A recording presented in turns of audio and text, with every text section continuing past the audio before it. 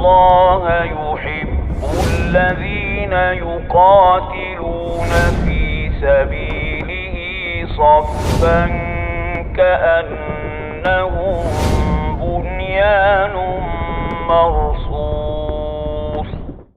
السلام علیکم ورحمۃ اللہ وبرکاتہ۔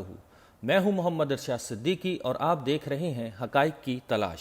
ناظرین، ویڈیو شروع کرنے سے پہلے ہم اپنے نئے آنے والے دوستوں سے گزارش کرتے ہیں کہ چینل کو سبسکرائب کیجئے اور بیل آئیکن کو پریس کیجئے تاکہ ہماری ہر نئی آنے والی ویڈیو آپ تک بآسانی پہنچ سکے۔ خروج دجال، دجال کہاں سے نکلے گا؟ صحیح مسلم جلد نمبر 4 حدیث نمبر 2266۔ حضرت اسحاق ابن عبداللہ سے روایت ہے، انہوں نے فرمایا کہ میں نے انس بن مالک رضی اللہ تعالیٰ عنہ کو فرماتے ہوئے سنا کہ اصفہان کے 70,000 یہودی دجال کے پیروکار ہوں گے جن کے جسموں پر سبز رنگ کی چادریں یا جبے ہوں گے۔ جیسا کہ پیچھے گزر چکا ہے کہ اسرائیل کے اندر ریشم سے ایک خاص قسم کا لباس تیار کیا جا رہا ہے جو ان کے مذہبی پیشوا دجال کے آنے پر پہنیں گے۔ حضرت عائشہ صدیقہ رضی اللہ تعالیٰ عنہ فرماتی ہیں کہ حضور کریم صلی اللہ علیہ وسلم میرے پاس تشریف لائے تو میں اس وقت بیٹھی ہوئی رو رہی تھی۔ آپ صلی اللہ علیہ وسلم نے رونے کا سبب پوچھا۔ میں نے کہا یا رسول اللہ، دجال یاد آ گیا تھا۔ اس پر رسول اللہ صلی اللہ علیہ وسلم نے فرمایا کہ اگر وہ میری زندگی میں نکلا تو میں تمہاری طرف سے کافی ہوں، اور اگر دجال میرے بعد نکلا تو پھر بھی تمہیں خوف زدہ ہونے کی ضرورت نہیں، کیونکہ اس کا جھوٹا ہونے کے لیے اتنا ہی کافی ہے کہ وہ کانا ہوگا اور تمہارا رب کانا نہیں ہے، وہ اصفہان کے ایک مقام یہودیہ سے نکلے گا۔ مسند احمد جلد نمبر 6 صفحہ نمبر 175۔ حضرت عمرو ابن حریث حضرت ابو بکر صدیق رضی اللہ تعالیٰ عنہ سے روایت کرتے ہیں کہ انہوں نے بیان کیا کہ رسول کریم صلی اللہ علیہ وسلم نے فرمایا دجال روئے زمین کے ایک حصے سے نکلے گا جو مشرق میں واقع ہے اور جس کو خراسان کہا جاتا ہے۔ اس کے ساتھ لوگوں کے کتنے ہی گروہ ہوں گے اور ان میں سے ایک گروہ کے لوگوں کے چہرے طے بتہ پھولی ہوئی ڈھال کی مانند ہوں گے۔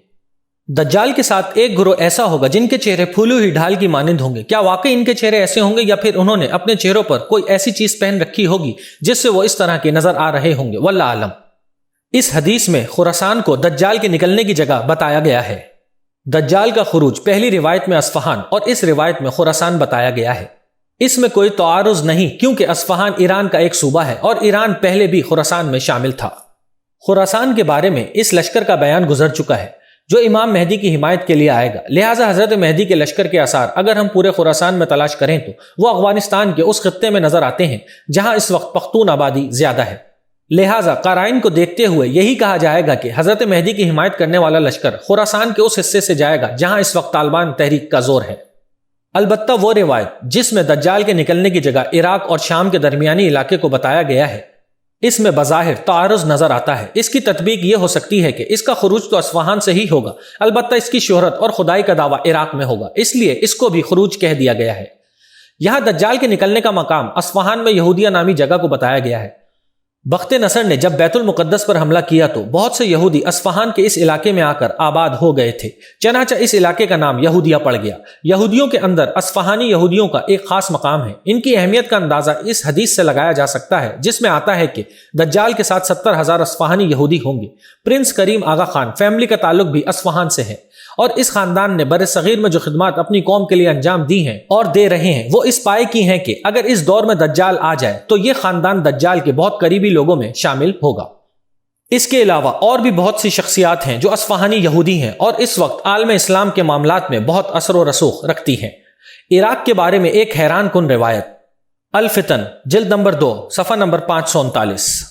حیثم بن مالک التائی مرفوعاً روایت کرتے ہیں، فرمایا دجال اپنی خدائی کے اعلان سے پہلے 2 سال تک عراق پر حکومت کرے گا جس میں اس کے انصاف کی تعریف کی جائے گی اور لوگ اس کی طرف کھینچے چلے آئیں گے۔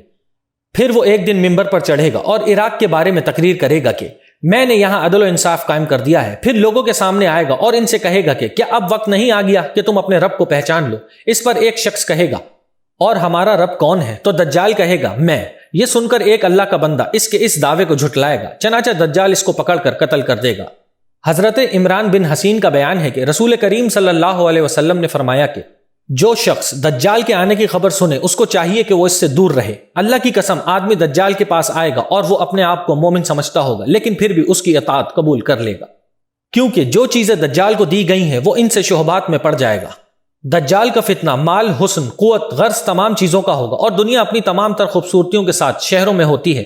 شہروں سے جو جگہ جتنی دور دراز ہوگی وہاں اس کا فتنہ اتنا ہی کم ہوگا۔ اس بات کی طرف حرام رضی اللہ تعالیٰ عنہ کی حدیث میں بھی اشارہ ہے، فرمایا لوگ دجال سے اتنا بھاگیں گے کہ پہاڑوں میں چلے جائیں گے۔ دجال سے تمیم داری کی ملاقات۔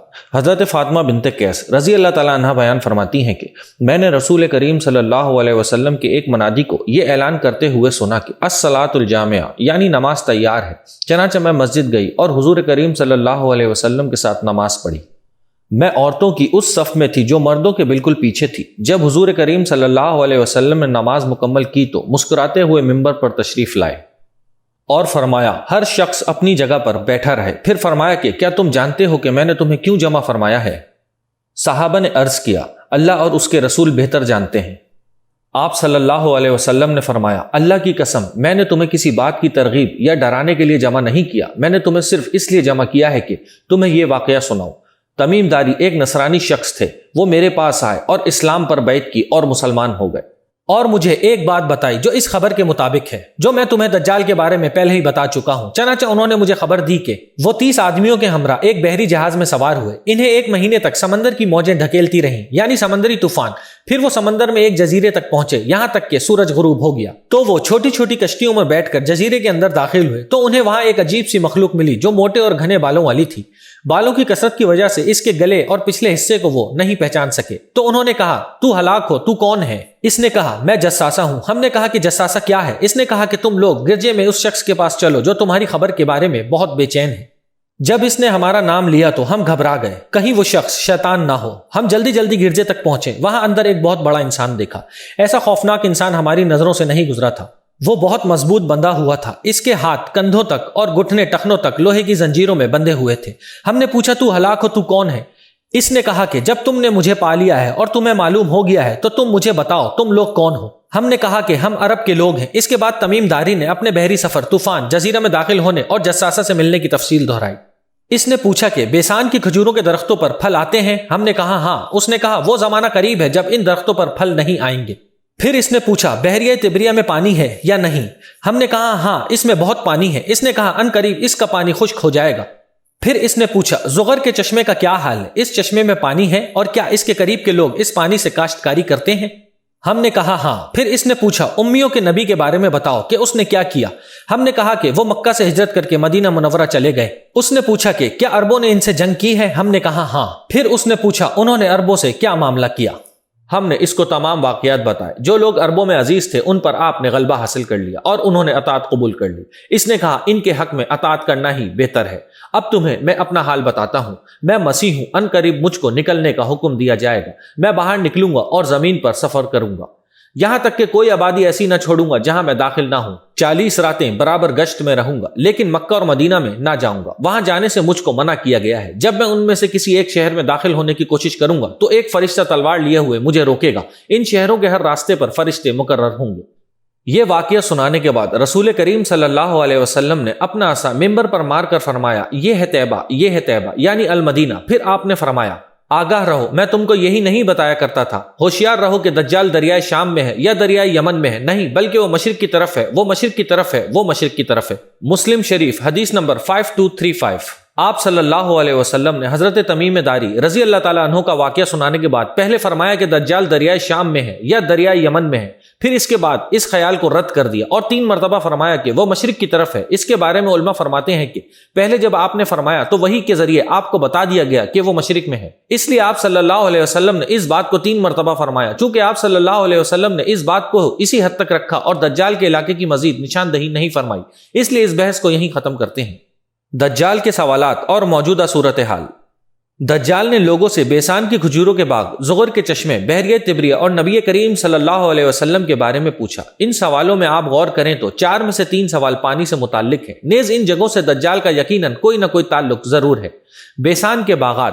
بیسان پہلے فلسطین کے اندر تھا۔ حضرت عمر فاروق رضی اللہ تعالیٰ عنہ کے دور خلافت میں اس کو حضرت شرحبیل بن حسنہ اور حضرت عمرو بن العاص رضی اللہ تعالیٰ عنہ نے فتح کیا تھا۔ پھر بیسان 1948 سے پہلے اردن کا حصہ تھا۔ مئی 1948 میں اسرائیل نے بیسان شہر سمیت ضلع بیسان کے 29 چھوٹے بڑے دیہاتوں پر قبضہ کر لیا اور اب یہ اسرائیل کے قبضے میں ہے۔ جہاں تک بیسان کے کھجوروں کے باغات کا تعلق ہے تو اس کے بارے میں مشہور مورخ ابو عبداللہ یاقوت حموی معجم البلدان میں لکھتے ہیں کہ بیسان اپنے کھجوروں کی وجہ سے مشہور تھا۔ میں وہاں کئی مرتبہ گیا ہوں لیکن مجھے وہاں صرف 2 پرانے ہی کھجور کے باغ نظر آئے۔